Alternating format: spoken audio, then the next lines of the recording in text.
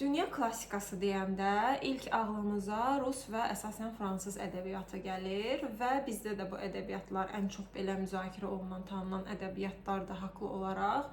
Mən həmişə çalışıram ki, əlbəttə ki, bu klassik ədəbiyyatlar, yəni boşuna klassika olmayıbdı, zamanın sınağından keçib klassikaya çevrilib. Çünki çox önəmli əsərlərdir. Amma çalışıram ki, yəni çox məlumat olduğu üçün bunlar haqqında danışmayım. Daha bilinməyən, belə deyim, ədəbiyyatlar. Amma Kreser sonatası elə bir əsərdir ki, hər oxuyanda həm qarmaqarışıq fikirlər yaranır. Yəni mövzu özü də başlanğıc belə, əsərin başlanğıcı belə bir müzakirəli ortamdadır və çox özəl bir yer daşıyır mənim üçün. Çünki yəni nə qədər müzakirə eləsən o qədər mövzu genişlənir, yəni davamlı bitmir. Bu tamaşa əslində, bu əsər hardan yadıma düşdü? Bunun bildiyim qədərilə xəyal-məyal xatırlayıram ki, ASTV-dən bunun tamaşasına da baxmışam. Əminə Yusif qızı yadımdadır. Və o tamaşanı əslində axtarırdım, belə nostalgiya olsun deyə baxım, tapmadım. Filmi də var, ruslar deyəsən filmi, hətta serialı da olmalıdır. Tamaşanı tapmayandan sonra ikinci dəfə səsli kitabda dinlədim. Anten FM çox qəşəng səsləndirmişdi.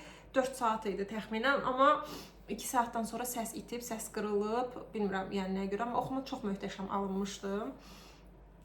Mən də keçdim, yəni başqa bir kanaldan dinlədim və yenidən fikirləşdim ki, bir istisna eləyib bu klassiklərdən nəsə danışa bilərəm. Kreser sonatası ilk əvvəl deyim ki, adını Beethovenin eyni adlı əsərindən alıbdı. Hansı ki, Beethoven birinci bu əsəri bir skripka ustasına hədiyyə ithaf eləyib, daha doğrusu, daha sonra isə ithafını geri çəkib, belə qəribə bir durum və başqa bir skripkaçıya ithaf eləyibdi. Hansı ki, o da sonradan bəyənməyib və ifa eləməyibdi. Belə bir tarixçəsi var. Pianino və skripkanın uyumudur, yəni bir növ duet kimi ifadır. Deməli, bu əsər necə başlayır? Əsərin ən sevdiyim yönü yol hekayəsi olmasıdır. Yəni, əsər bir qatarda başlayır. Təsvir bir qatardadır, yol hekayəsi deyək. Qatarda hansı ki, obraz, özəlliklə qadın obrazı təsvir eləyəndə o saat anlayırsan ki, feminist bir obrazı təsvir eləyir və təsvir belədir ki, kişi geyimli, çirkin və əlində siqaret olan bir qadın, yəni bildiyimiz feminist qadınlarının təsvirini canlandırıbdır. Daha sonra qatarda yol boyunca müzakirə açılır, çox möhtəşəm bir müzakirə ortamı yaranır.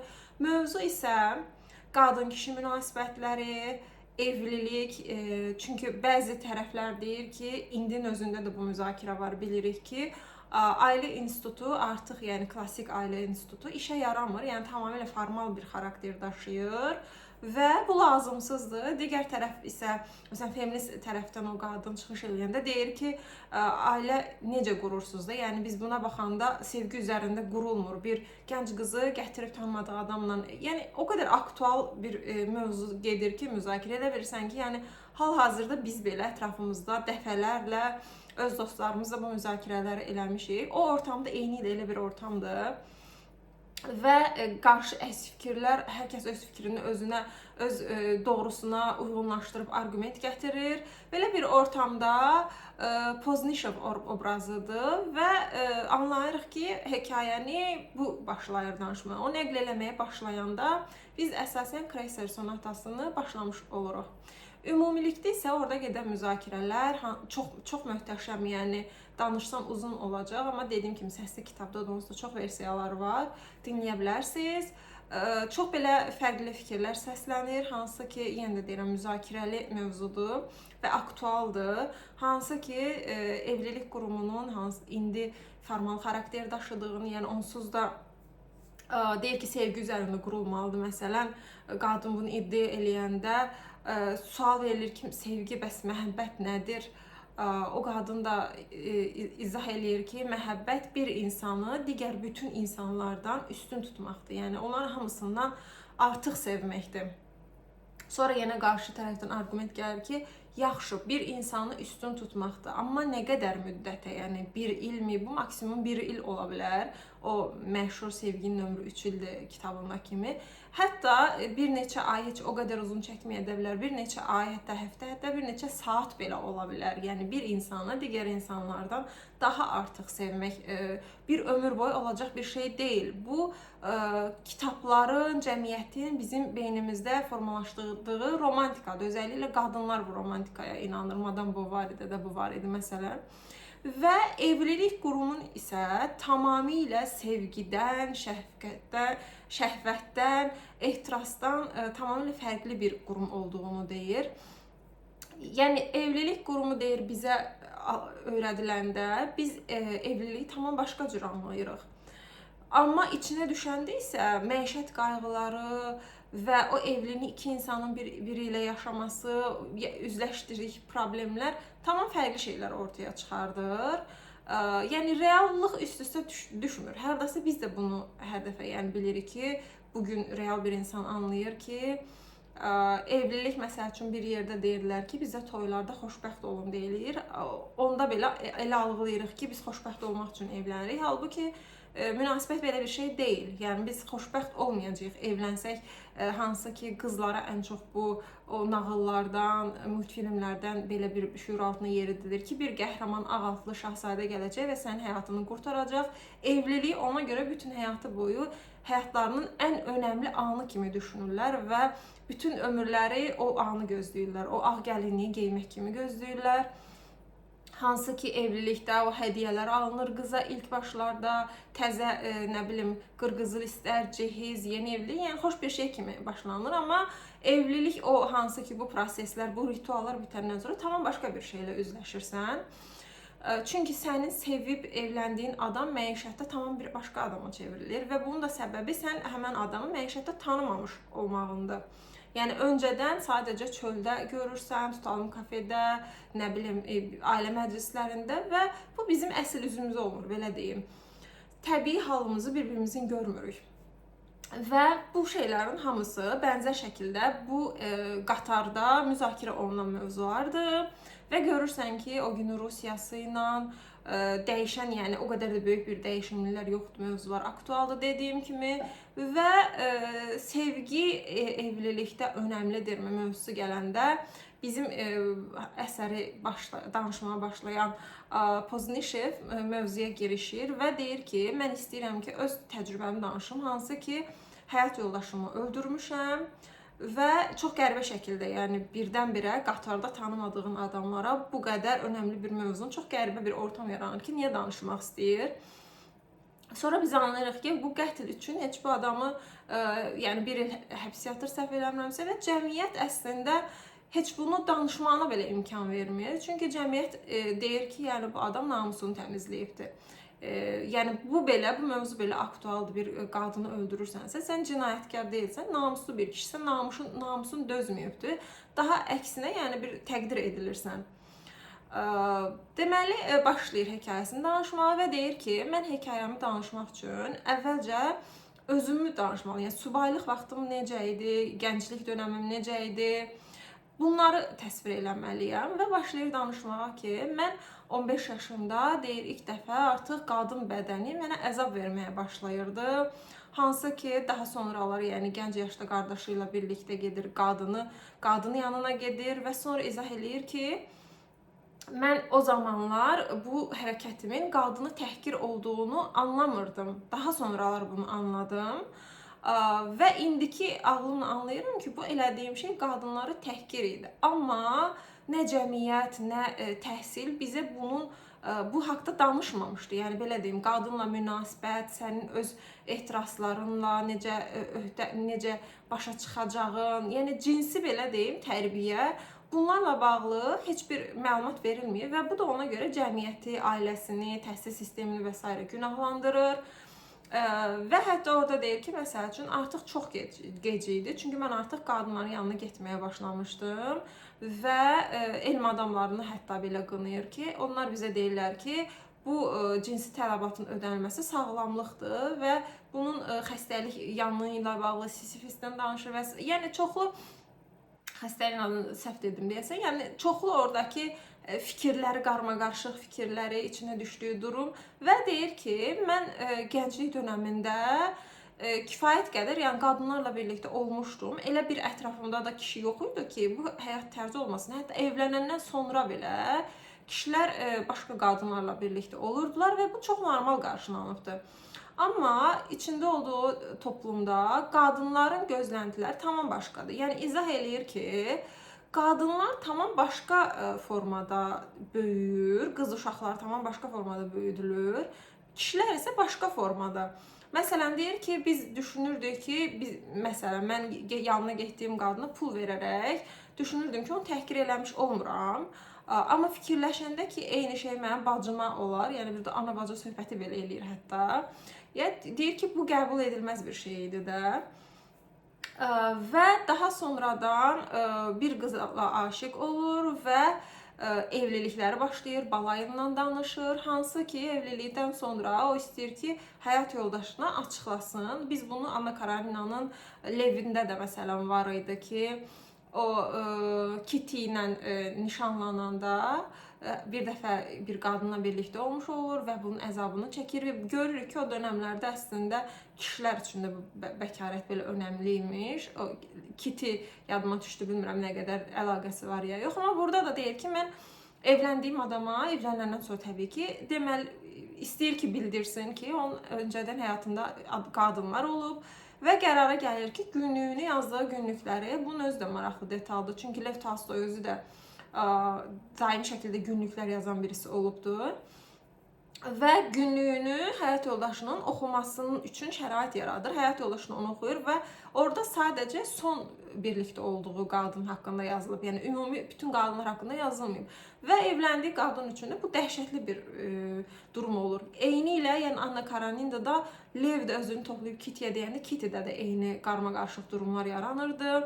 Və bundan sonraki situasiyada bunların evlilikləri başlayır və o deyir ki, evlilik heç də düşündüyüm kimi bir durum deyildi içinə düşəndən sonra. Hansı ki, daimi şəkildə bir növ toksik münasibəti xatırladır. Heç bir ortada ciddi bir mövzu olmadan belə bunlar dalaşmağa başlayırlar. Ən xırda bir hadisədə belə dalaşmağa başlayırlar. Daha sonra övladları olur, hansı ki 8 ildə artıq 5 dənə uşaq dünyaya gətiribdi arvadı. Bu arada önəmli daha bir detal var idi diqqətimi çəkən. Qadının adı hekayəti keçmir. Yəni yenə bir necə ki Adı Vasfiya filmini buna görə sevirdim ki, qadının tərəfindən hekayənin durumunu. Burada belə, yəni həm qadının tərəfindən bilmirik, hekayəni onun dilindən dinləmirik, həm onun xəyanət edib etməməsini bilmirik, həm də ümumilikdə yəni qadın o qədər önəmsizləşdirilib ki, qadının adı belə yoxdur. Hansı ki, Boznuşevi fikirlərini dinləyəndə də anlayırıq ki, adam kifayət qədər mizogenist birisidir. Yəni qadın düşmanıdır belə deyək. Və adının olmaması da çox belə maraqlı gəldi mənə bu detal. Daha sonra bu qədər uşaq dünyaya gətirdikdən sonra onların qayğılarından danışır. Deyir, indi də başlamalıyıq ki, biz bu uşaqlar xəstələnməsinlər və yaxud ki, xəstələndə necə eləməliyik ki, onları həkimə çatdırın. Nəsə, bu qayğılardan danışır. Daha sonra həkim onun həyat yoldaşına deyir ki, sən səhhətin yaxşı deyil, uşaq dünyaya gətirməməlisən. Bundan sonra bu qadın uşaq dünyaya gətirməyəndən sonra başlayır bu arada incəsənətlə marağı olan bir qadındır, piano çalmağı sevir və birdən yenidən başlayır özünə baxmağa. Əlbəttə ki, bütün bunları yenə də deyirəm, Boznuşevin gözündən dəyərləndiririk, onun gözündən oxuyuruq. Yəni kitabı bizə o danışır. Və qadının özünə baxması, pianino çalması qıcıqlandırmağa başlayır ilk başlarda Boznuşevi. Daha sonra ailəvi bir dostları olur, hansı ki Kreutzer sonatası hissəsinə gəlirəm. Onun cinayət eləməsinə təkan verən hissə, məhz elə bu Kreutzer sonatası hissəsi olur, dönüm nöqtəsi deyək. Musiqi haqqında məsələn fikirlər var. Çox qəliz musiqi haqqında deyir ki, musiqini bir növ manipulyasiya kimi adlandırır. Deyir ki, Tolstoy, burası da çox önəmli, Beethoven bu musiqini nə səbəbdən bəslədiyi bilinirdi və ona görə o bu musiqidən zövq alardı. Yəni bu musiqi haqqında da, yəni Beethoven'ın hansı hekayəsi bildiyi qaranlıq qaldı. Tolstoy nə eşitmişdi bu hekayə barədə, Kreutzer sonatası barədə. Çünki belə bir rəvayət də var ki, bilmirəm nə qədər doğrudur. Belə bir rəvayət də var ki, Kreutzer sonatasını ilk ithaf elədiyi adamın ithafı geri çəkməsinin səbəbi həmən adamın eyni qadına aşiq olmalarıdır, yəni eyni qadını sevmələridir. Başqa bir detal isə, indi açıqlayacağım mənə daha belə önəmli gələn hissəsi. Musiqi haqqında dediyim kimi fikirlərini səsləndirir ki, musiqi bu qədər boş olmamalıdır. Yəni manipulativ bir şeydir. Çində məsələn nümunə çəkir ki, dövlət nəzarətindədir musiqi. Metal bir məsəl üçün qruplar da var idi ki, onlar hərbiyə, militarizmə səsləyirdi deyə o musiqilər qadağan olunurdu. Yəni deyir ki, bir belə deyim, ilahi deyək ki, dinləyirsən, sən orada dini rutal yerinə yetirsən və yaxud da ki, əylənmək üçün musiqi dinləyirsən, əylənirsən və yaxud da ki, hərbi musiqi olsun deyə, himn olsun deyə coşursan, militarist hisslərin coşur. Amma yəni bu tip musiqilər nə yaşatdığı bilinmir. Bu tip musiqilər əksinə zövq vermir. İnsana şəhvət oyadır və ona görə təhlükəli hesab edir. Daha sonra qadının özünə baxması, bəzənməsi də onda ayrıca qıcıqlanır. Deyir ki, nəyə görə məsələn qumarxanalar qadağan edilibdir, amma bu qadınların rahat şəkildə belə bəzənə bilirlər, aksesuarlar taxa bilirlər, hansı ki onların elədikləri bu bəzənmək, özlərini gözəlləşdirmək kişiləri yoldan çıxardır. Yəni təsəvvür edin nə qədər mizoginist bir düşüncədir. Yəni hicablanında, yəni ona gətirir söhbəti. Və musiqi haqqında fikirləri çox qorxuncdur. Hardasa yenə də adamı düşündürür. Çünki hipnoz adlandırır musiqini bir növ. Və deməli ailələrinə gəlib gedən adam hansı ki musiqiçi olur. Onun da adı Truxaçevski mi deyirəm, düz deyirəm. Truxaçevski isə skripkada ifa edir. Onun da həyat yoldaşı Poznişevin həyat yoldaşı pianinoda çalır. Və bir gün əslində ilk dəfə orada başlayır onun qısqanclıq hekayəsi. O kişini qısqanmağa başlayır və deyir ki, normalda qısqananda nə edirsən? Yəni uzaqlaşdırmalısan əslində həmən adamı həyat yoldaşından.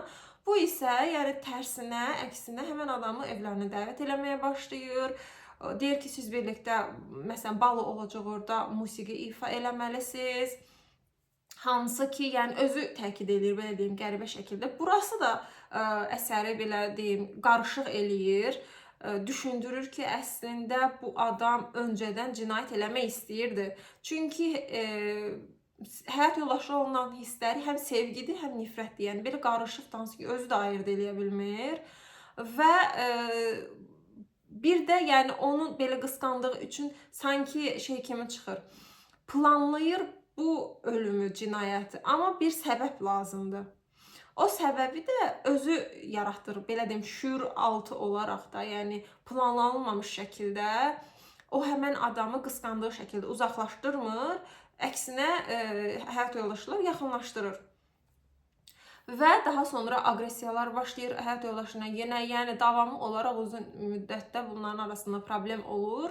Və axırda həyat yoldaşına açır deyir ki, mən qısqanıram yəni bu adamı sənə. Həyat yoldaşı da deyir ki, bu adamı qısqanmağın yəni çox gülüncdür də. Belə bir adamdan qısqanmağın təhqir kimidir mənə. Amma istəsən yenə də baloda çıxış eləyəcəyik və s. Amma istəsən təxirə sala bilərik. Yəni biz birlikdə musiqi çalışırıq, amma çalışmaya bilərik. Yenə də bu adam deyir ki, yox, yenə qəribə gəlirdi. Yəni deyir, yox, heç bir problem yoxdur. Yəni siz musiqinizə davam eləyə bilərsiniz. Burada seçim eləməyə başlayır bu iki nəfər ki, biz hansı musiqini birlikdə ifa eləyək. O musiqilərin arasında Kreutzer sonatası olur ki, Beethoven'ın Kreutzer sonatasını ifa eləyək. Burada düşünürəm ki, önəmli olan məqam odur ki, Bu mənim öz analizim deyil, sadəcə olaraq oxumuşdum və çox xoşuma gəldi. Musiqi biliyi olan birinin çünki analiz eləməsi tamam fərqlidir. Kreser sonatasının necə bir musiqi olduğunu bilməlisən ki, daha anlayasan əsəri. Kreser sonatası deyilir ki, əslində çox qəliz bir ifadır. Yəni bu 2 gün, 3 gün məşq eləyib ifa eləyə biləcəyim bir musiqi deyil. Öncədən ciddi şəkildə uzun bir müddət məşq tələb eləyən bir ifadır. Bu da düşündürür ki, adamda fikir yaradır ki, bu iki adam yeni tanış olublar, amma Kreser sonatası kimi ağır bir musiqini ifa eləmək fikrinə düşüblər və şübhə yaradır hardasa ki, bəlkə onlar öncədən bu ifanı birlikdə ifa eləyiblər, bəlkə öncədən tanışdılar. Düşünürəm ki, bu da çox maraqlı bir detal idi. Və daha sonra Poznishev iş səyahətinə gedir. Yenə Otello sendromu tərzində əslində biz hiss eləyirik onun düşüncələrini. Otello sendromu isə nədir? Patoloji qısqanclıqla müşahidə olan psixoloji pozuntudur. Otello sendromu da Shakespeare'in Otello əsərindən alınıbdır, adı oradan götürülübdür və insan, yəni bu simptomda ifrat qısqanclıq deyim belə, qarşındakı insanı, yəni xəyalında canlanırsan bir növ. Çünki Poznishev də eynisini eləyirdi. Fikrində canlandırırdı və o deyirdi ki, mənim xəyalımda, yəni gözümdə canlandırdığım şeylər o qədər realdır ki, mən gerçəkliyi unuduram. Yəni xəyalına məsəl üçün qurur ki, o kişi ilə sevgi münasibəti yaşayır, o kişi ilə şəhvət var, aralarında öpüşürlər və s.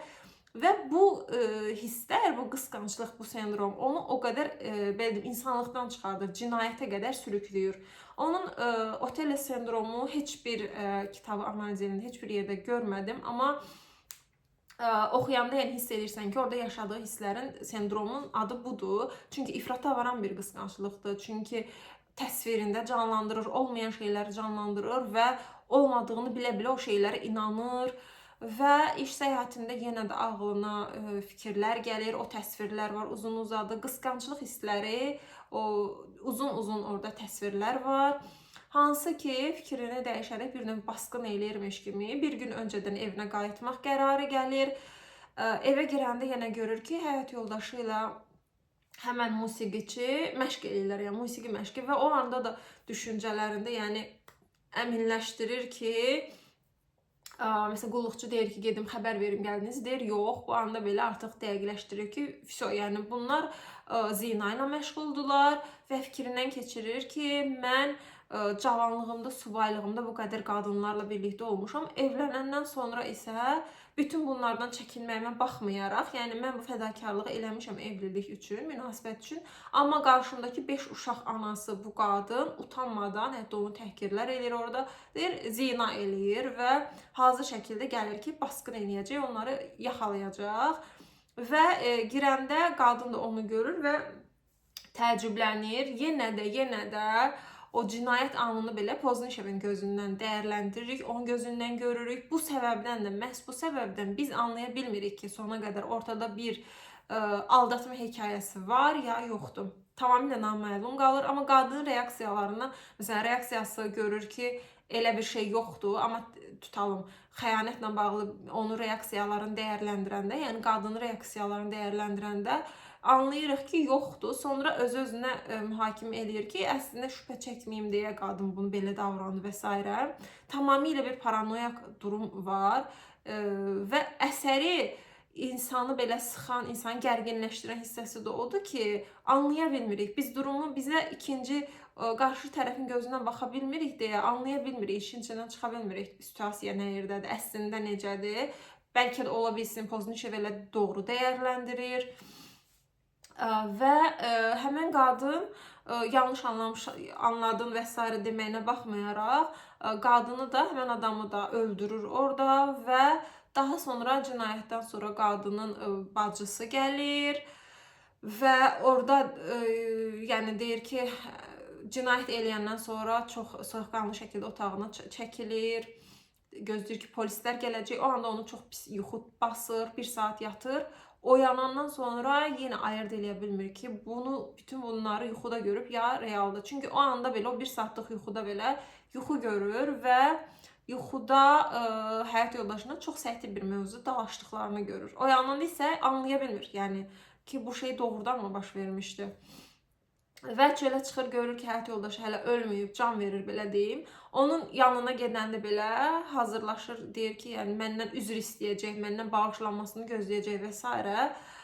Qadın isə çox maraqlıdır bu hissəsi, ona qayıdır, deyir ki, axır ki, deyir, istədiyini elədin.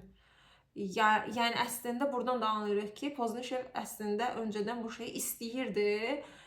Ona görə bir səbəb yaradırdı. Səbəb olaraq da Kreutzer sonatası, musiqinin onu belə deyim, dəli elədiyini, bu işə ona musiqinin təlqin elədiyini deyir. Çünki musiqi ilə bağlı da fikirlər orada səslənirdi ki, hipnoz eləyir insanı və güya ki, bu musiqinin onu hipnozu sayəsində, yəni dönüş nöqtəsi olaraq və orada başqa detal da var idi ki, Kreutzer sonatası belə asanlıqla ifa ediləcək bir musiqi deyil. Bu adamlar yəni 2 gündür tanış olublar, necə birlikdə Kreutzer sonatasını ifa eləməyi çalışırlar və yaxud da ki, bu seçim aralarında. Demək ki, bunlar öncədən bu şeyləri eləyiblər. Bir tanışıqlıq var. Və qadının da orada deməsi ki, gör bizə nə elədi, uşaqları göstərir, yəni və deyir istədiyinə nail oldun. Orada da dəhşətə gəlir ki, öləndə belə, yəni bu qadın özünü belə deyim müdafiə eləyir. Və bu hekayədə Pozneşev belə deyərdim ki, Tolstoyun həyatına baxanda həqiqətən çox böyük xəyal qırıqlığı yaşayır insan ki, təkcə Tolstoya aid deyil, bizim dahi dediyimiz bir çox filozoflar, yazarlara baxanda Aristoteldən bu yana, hansı ki, qadına məsələn təhsil almasına önəm verirlər yəni, amma belə siyasi proseslərdə bir lider olaraq cəmiyyətin yön verən belə deyim vəziyyətlərdə, o səviyyələrdə qadınları dəyərləndirmirlər. Yəni ikinci cins olaraq, ikinci cins bu arada Simone de Beauvoir'ın əsəridir, feminist əsəridir və mən hər dəfə ikinci cins deyəndə elə bilirəm ki, hamı bu kitabı bilir. Yəni orada bir fikirdir ki, qadınlar ikinci cins olaraq dəyərləndirilir. Halbuki feminizm nə deyirdi? Yəni bərabər hüquqlu olaraq dəyərləndirir. Bu kitabda da eyni ilə görürük ki, qadını ikinci cins olaraq görür. Lev Tolstoyun həyatına baxırıq. Pozneşevlə oxşarlıqlarım. Hansı ki, Kreutzer sonatasını Tolstoy yenə həyat yoldaşı Sofiya ilə aralarında gərgin olan bir ərəfədə yazıbdır. Onların biz bilirik ki, 13 övladları olur. O 13 övladın 5-i dünyasını dəyişir. Hansı ki, qızları öləndə Tolstoy çox böyük böhran yaşayır. Yenə həyat yoldaşının aralarında problem yaranır. Və Anna Sofiyaya biz baxanda, onun əslində yenə də buradakı, bu əsərdəki qadın kimi əslində təhsilli, yəni kifayət qədər yaxşı ailədən çıxmış bir qadındır. Amma özü Tolstoy haqqında məsəl üçün deyirdi ki, Tolstoy böyük bir yazardır, yəni bunu qəbul eləyir, amma o məni evin xidmətçisi olaraq görürdü. Yəni həqiqətən də Sofiyanın onların arasında səhv eləmirəmsə Tolstoy 34, səhv eləmirəmsə əgər qızın da 19 yaşı olur, aralarında yaş fərqi də olur və Sofiya bütün həyatı boyu həm o qədər, yəni 13 uşaq dünyaya gətirir, həm məişət qayğıları, həm də hərb və sülh qədər, yəni digər əsərlərdə başda olmaqla bütün yazmalarında, nüsxələrində Tolstoyun yazılarını köçürdübdür və yaxud da ki, redaktə edib. Yəni, bütün həyatını demək olar ki, Tolstoya həsr edib.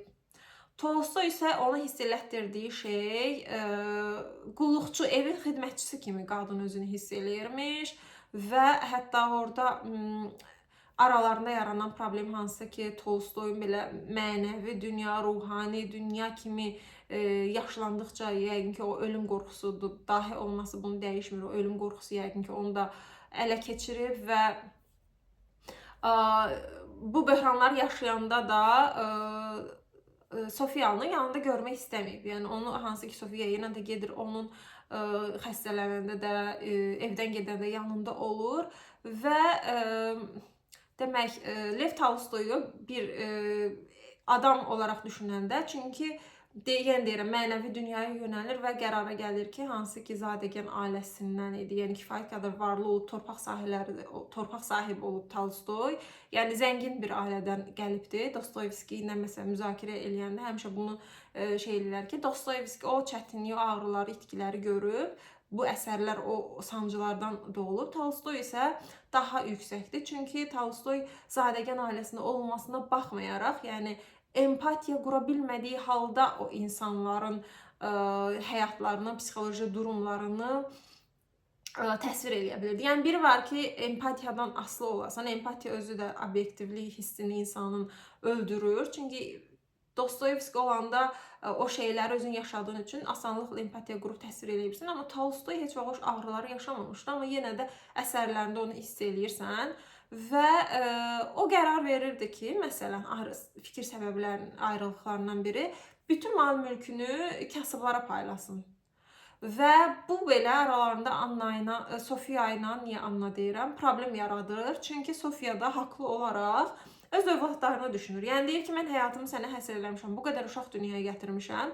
Bu mal mülk hardasa da haqlıdır. Çünki o kitabları yazanda belə tək başına yazmayıbdı. Yəni bir növ Sofiyaya baxanda feminizmdə anlayış var, qadının görünməyən əməyi.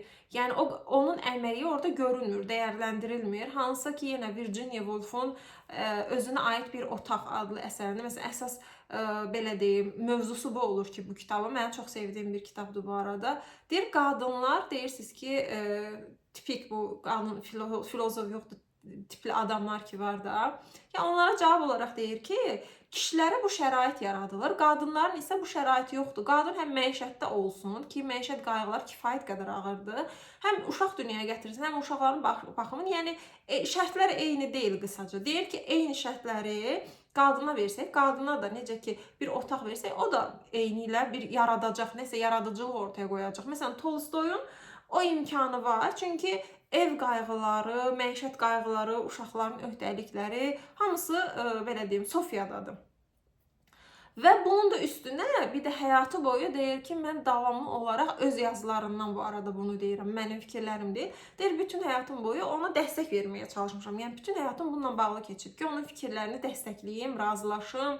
Bütün əsərlərini, yenə də deyirəm, onlar səhv eləmirəmsə 40 neçə il, çox uzun illər evli qalıblar və əsərlərini qələm almasında, redaktə edilməsində, hamısında, yəni yorğun olduğum halda belədir, onunla müzakirələr aparırdım. Yəni bu şərtlər, Tolstoya verilən bu imkanlar Sofiyaya verilsəydi, böyük ehtimallar ondan da böyük, yəni bunun cavabını biz bilə bilmərik ki, onun həyat yoldaşı eyni şərtlərdə bəlkə də ondan da güclü yazar olardı. Və yəni yenə də deyirəm, orada da evlilikləri müddətində, yəni bu həyatı ortaq paylaşıblar. Hüquqda belə bu var ki, ortaq pay olur evlilik müddətindəki hər şey. Və Tolstoyun deməsi ki, yox, mənim pulumdur, mən bunu paylayıram kəndlilərə, hansı ki o mənəvi böhran yaşayır və yaxud da ki, hansısa psixoloji durumu deyim, bu qərarı aldırır və qarşı tərəfə danışmadan, qarşı tərəfdə haqlı olaraq deyir ki, yəni mənim uşaqlarım var, bu sənin verəcəyin qərar deyil. Bu, yəni onların aralarındakı problemlərdən biridir. Hansı ki, Kreser sonatasında da kənardan baxanda deyirsən ki, xoşbəxt ailədir, 5 dənə uşaq dünyaya gətiriblər, bir-birlərini sevib, evləniblər. Kənardan belə baxırsan, amma içində isə anlayırsan ki, cinayətə qədər gedən, davamlı olaraq evliliklərinin balayından başlayan davalar, o toksik münasibətlər, bir-birlərinin həyatın burnundan gətirirlər və sonunda cinayətə qədər gəlir çıxır. Eynilə Tolstoyun öz ailəsindəki o duruma, situasiyaya bənzəyir hardasa. Hansı ki, biz İvan İliçin ölümündə də görürük və yaxud da ki, Anna Kareninada da görürük ki, Tolstoy ailə özü xoşbəxt olmayıb da. Yəni onun əsərlərində xoşbəxt ailə görmək çox imkansız bir şeydir demək olar ki. Və eyni ilə, yəni Kreser sonatası haqqında da dediyim kimi o təkan verici olması sanki onun o qısqanclığını bir növ tətikləyir və hərəkətə keçirir bu musiqi həyatlarına girəndən sonra. Musiqi də belə deyim, həmən kişinin arvadının xəyanət elədiyi düşündüyü həmən kişi ilə birlikdə onların həyatına girir. Çox qarışıq, yenə də deyirəm, mizogonist düşüncələr var. Eyni zamanda ailə qurumun haqlı olaraq ələ alır ki, yəni romantika bizə deyilən başqa bir şeydir. Real ailə isə bu demək deyil. Real ailə tamamilə başqa bir şeydir və bizə bu haqqda heç kim məlumat vermir. Günümüzdə belə, yenə də deyirəm, bu belədir. Məsələn, Avropada evlənməzdən əvvəl birlikdə mütləq yaşayırlar ki, məişətdə bir-birlərini tanısınlar. Hansı ki, onlar bir-birini tanımadan, yəni ilk dəfə toy günü birlikdə olmaq onlar üçün yəni bir vəhşilikdir. Hansı ki, mən də belə düşünürəm ki, bu rəsmiləşdirilmiş təcavüzdür. Yəni birdən-birə heç vaxt sən toxunmadığın, birlikdə olmadığın adamlar bir gecədə birlikdə olmağa məcbursan. Rəsmiləşdirilmiş, yenə də deyirəm, bunun heç bir fərqi yoxdur. Yəni biz necə ki bunlara əxlaqsız kimi baxırıq ki, kultur şok belə deyim, evlənmədən birlikdə yaşayırlar, pozğunçuluqdur. Onlar da bizə yeni vəhşi kimi baxırlar və Tolstoyda da görürük ki, yəni o bilmədən evliliyin, kişi qadının birlikdə yaşaması nə olduğunu bilmədən, bir-birini tanımadan, bir-birinin öncəki həyatlarında məsələn qadın üçün böyük bir şok olur ki, onun evləndiyi adamın öncədən qadınlarla birlikdə olub. Yəni bir-birinin haqqında məlumat olmayan iki yad adamın sadəcə səthi belə üzdən tanış olurlar və evlənirlər və evlilik qurumu tamam başqa bir şey çıxır. Yəni bunu bir növ tənqid edən əsərdir. Və Tolstoyun əlbəttə ki, Pozneşev öz bir növ prototipini yaradıbdı orada. Özünə bənzərliklərini dedim, hansı ki öz ailəsi də öz həyat yoldaşı ilə bənzər problemləri vardı. Bu arada bunu da deyim, yazdıqlarından Sofiyanın, yəni Lev Tolstoyun həyat yoldaşının öz yazdıqlarından da qeydlər var ki, Lev Tolstoy özü də kifayət qədər, eyni ilə oradakı Pozneşev qədər qısqanc birisi olubdu. Yəni davamlı olaraq Sofiyanı qısqanıbdı. Yəni fərq sadəcə odur ki, o cinayət olmayıbdı ortada. Yəni Crazy Sonatasının mövzusu belədir. Dediyim kimi serial da olmalıdır, baxmamışam, filmi də olmalıdır və Azərbaycan dilində bunun tamaşası var. YouTube-da yazanda normalda çıxırdı, çıxmadı. İndi onu axtarışa verəcəm. Əgər qarşıma çıxsa, xəyal-məyal xatırlayıram ki, Əminə Yusif qızı falan olub. Yəqin ki, orada o dediyim feminist obrazı canlandırırdı. Yəni sizə də bu əsər maraqlıdırsa, qarışıq fikirlər, o qeyri-müəyyənlik, qadının tərəfindən hekayəyə baxa bilmirik, sonluğu anlaya bilmirik. Ortada bir xəyanət var idimi, yox idimi? Bu cinayət öncədən planlaşdırılmışdımı, yoxsa o anda, yəni əsərdə əslində oxuyanda özü də deyir ki, mən bunu bir anda eləməmişdim. Yəni bir anda bir var, gözü atak halı deyirlər onu deyəsən. Gözün dönür, cinayət eləyirsən və hüquqda da buna belə deyim, cəza kəsiləndə, yəni nəzərə alınır. Amma bu öncədən dediyim kimi, çünki qadın da öləndə deyir ki, axır ki istədiyin oldu və özü də, yəni oxuyanda fikirləşirsən ki, bu şeyi əslində istəyirdi, həyata keçirmək üçün ona bir səbəb lazım idi və səbəbi bəlkə də məsələn işə getməsi belə, onları evdə tək qoyması, daha sonra bir gün evə basqın eləməsi ola bilər ki, yəni Freud tərəfdən, psixoanalitik tərəfdən analiz edəndə fikirləşə bilirik, ağlımıza gəlir ki, bunlar şüuraltı olaraq planlaşdırılmış şeylərdir. Yəni edəcəyi cinayəti həyata keçirmək üçün bir səbəb, hamısı planlaşdırılmış bir şey də ola bilər. Yəni belə qarışıq və mistik bir əsərdir.